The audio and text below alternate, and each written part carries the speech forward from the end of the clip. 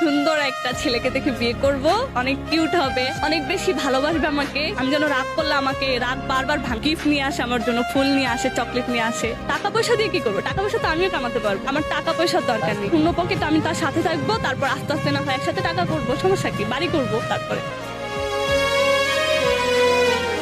আর এরকম কেয়ারিং একজন হাজবেন্ড কি চাই আর কি। আজ পর্যন্ত একটা চকলেট, শাড়ি, গিফট কিচ্ছু পেলাম না। আর ছোট ছোট মেয়ে কত সুন্দর প্রেম করে, ওরা এত কিছু পেয়ে যায়, আর আমি এখনো কিছুই পেলাম না। এখনকার জেনারেশন এসে কোনো ছেলেকে বিলিভ করতে পারি না যে এই ছেলেটা সত্যি আমাকে ভালোবাসতে পারে। মানে আমাকে অনেকেই বলে যে আমি তোকে অনেক ভালোবাসি, অনেক তোমার জন্য এটা করবো সেটা করবো, কিন্তু এখন আর বিশ্বাস হয় না। প্রকৃত ভালোবাসার মানুষ কিভাবে বুঝবো? ছেলেদের আমি যেটা বলি, ওদের একটা সমস্যা কি, ওরা ফার্স্টে যখন অনেক ভালোবাসে, যখন আমি ওদের প্রতি আকৃষ্ট হয়ে যাব বা আসক্ত হয়ে যাব, অ্যাডিক্টেড হয়ে যাব, তখনই আমাকে ছেড়ে দেবে। মানে ওদের তখন পুরাই চেঞ্জ হয়ে যায়। ছেলেরা কেমন যেন চেঞ্জ হয়ে যায় হঠাৎ করে গিয়ে, এই জন্য কাউকে বিশ্বাস করেন।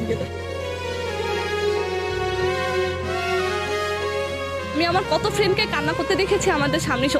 ওরা বিয়ে করে, পূর্ণতাও পায়, তারপরে ওই ছেলেগুলো অন্য মেয়েদের প্রতি আসক্ত হয়ে যায়, চেঞ্জ হয়ে যায়। আবার অনেকে আছে একটা মেয়ের পিছনে অনেকদিন ঘুরে যখনই মেয়েটা রাজি হয়ে যায় তখন গিয়ে চেঞ্জ হয়ে যায়। এই জিনিসটা মেয়েরা পছন্দ করেন।